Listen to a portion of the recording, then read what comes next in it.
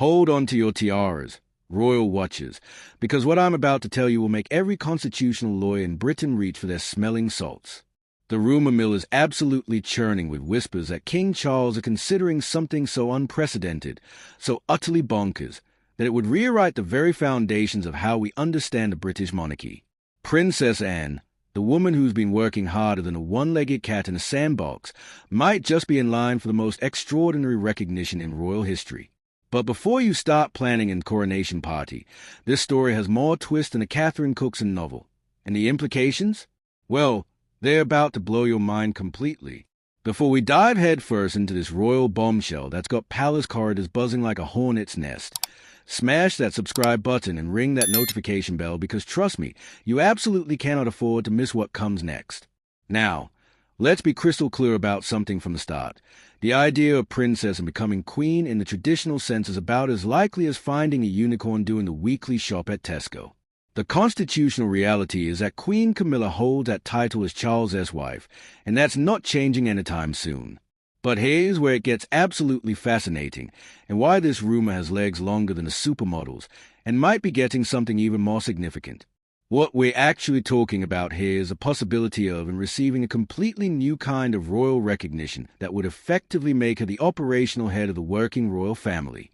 Think of it as queen in everything but name, the ultimate acknowledgement of her absolutely legendary work ethic. And honestly, if anyone deserves this kind of recognition, it's a woman who's been carrying the royal family on her shoulders like she's auditioning for the world's strongest person competition. Let's talk numbers, shall we?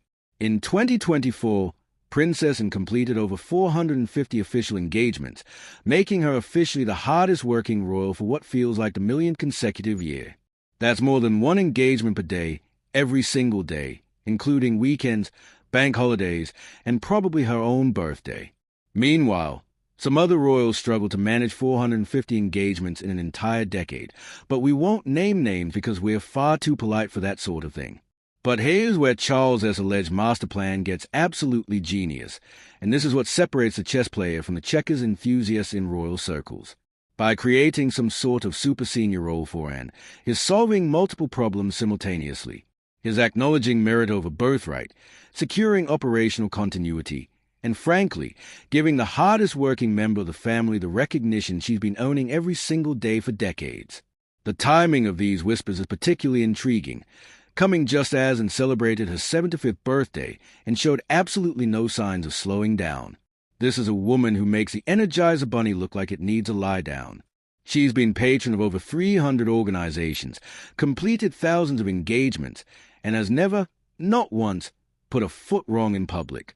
She's basically the royal equivalent of that reliable friend who always turns up, does the work. What makes this rumored recognition so bloody brilliant is that it would represent everything the modern monarchy should be about, and embodies duty, service, and genuine commitment without any of the drama that seems to follow other royals around like a particularly persistent cloud.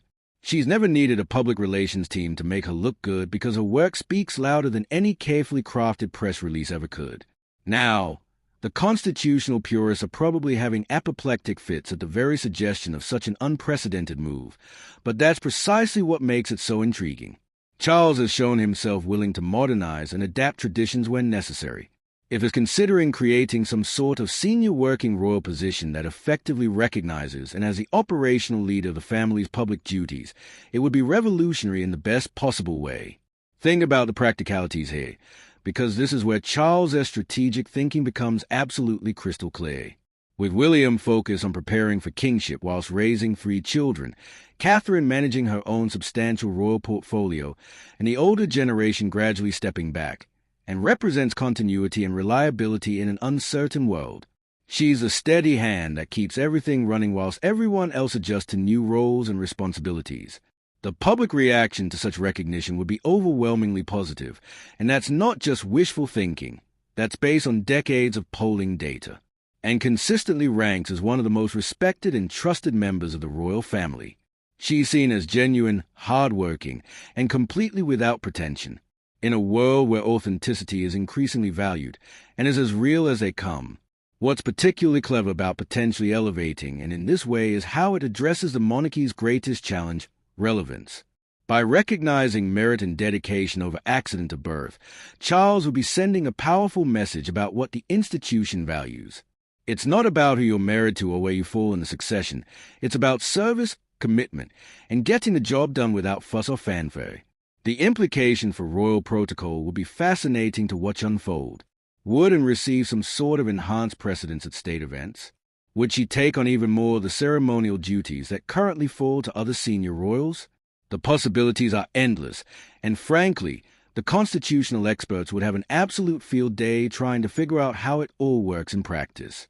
But here's what makes this whole situation so deliciously ironic, and has never sought recognition or titles. She's famously refused honors for her children, keeping them out of royal life as much as possible. She's the anti-celebrity royal, the one who just gets on with the job without expecting fanfare. Which, of course, makes her exactly the sort of person who deserves the ultimate recognition. If Charles does proceed with some form of unprecedented recognition for Anne, it would cement his reign as one of genuine modernization and merit-based acknowledgement. It would show that he understands the importance of rewarding dedication and service, even when that service comes from someone who's been doing it so quietly and efficiently that it's almost been taken for granted.